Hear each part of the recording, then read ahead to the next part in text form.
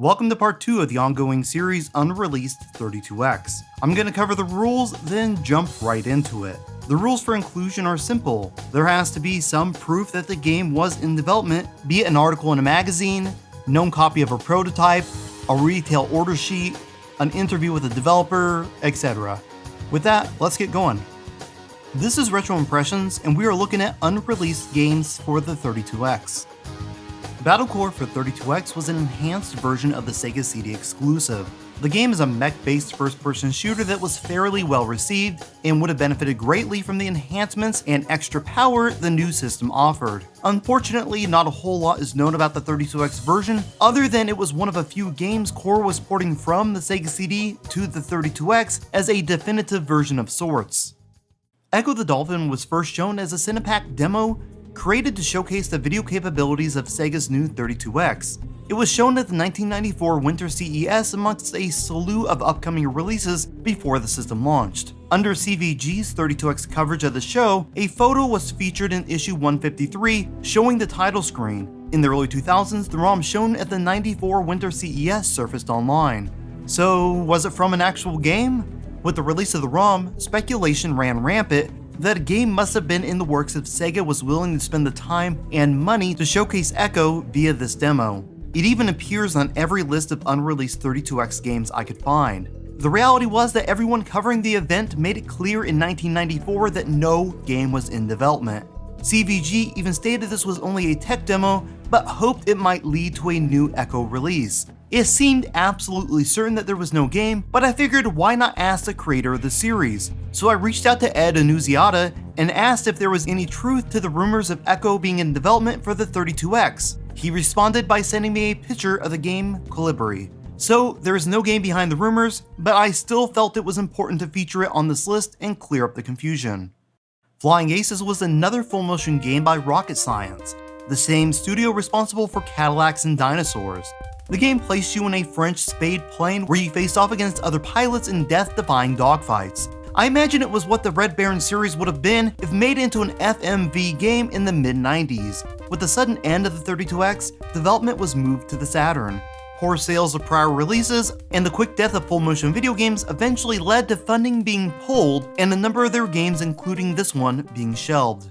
Fractal Racer was one of many original games Core had in development for the 32X. It was intended to compete with Daytona USA, and development eventually moved to the Saturn, but the game never released for either system.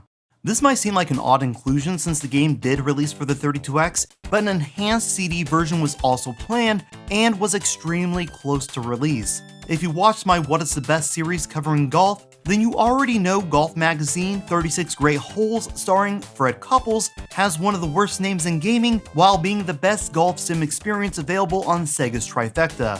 So what would the CD version offer that the cart didn't?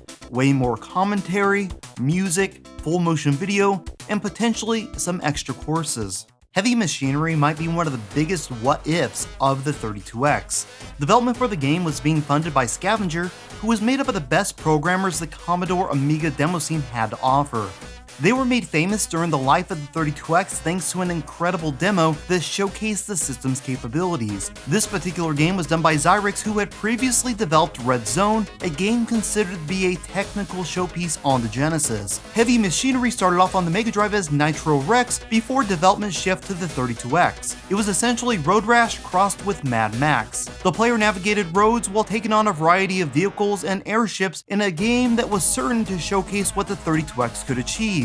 The people who played the game praised its stunning visuals, smooth frame rates, and unbelievably fast gameplay. It was a game doing things on the 32X no one thought possible. It saw multiple previews in French gaming magazines touting a December release, but was ultimately cancelled along with the system. It's been speculated for some time that the game was finished and ready for release, but to this day, no prototype or footage is known to exist. Scavenger would close its doors in 1998, ending development for some of the most anticipated Saturn games to never see release. Remember the lovable mascot from the 1996 Olympics in Atlanta? A mascot so admired it received its own game? You don't? Well, to be fair, neither did I. But the game does exist and was released on the Super Nintendo and Genesis. A version was also in development for the 32X and Game Gear, with all versions scheduled to release during the same quarter. It's unknown how far along this version was, what was changed, or why it was cancelled.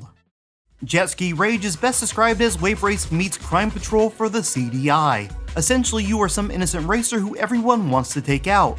Other competitors, racers who didn't meet the cut, bounty hunters, crocodiles, and more. They're all gunning for you in what was sure to be something special. When the 32X was cancelled, the developer shifted its game to the Saturn. It's another potential gem that was near completion when last reported on, then unexpectedly cancelled.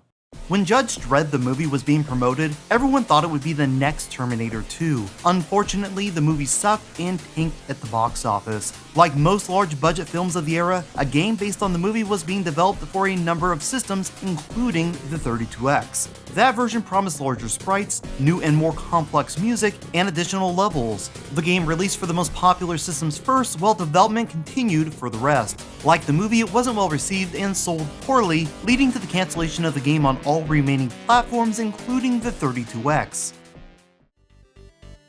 That's it for now. I hope you've enjoyed this episode. Feel free to leave a positive or negative comment letting me know your thoughts. If you'd like to chat or keep updated with what's happening on this channel, reach out to me on Twitter at Jenovi. And until next time, this has been Retro Impressions.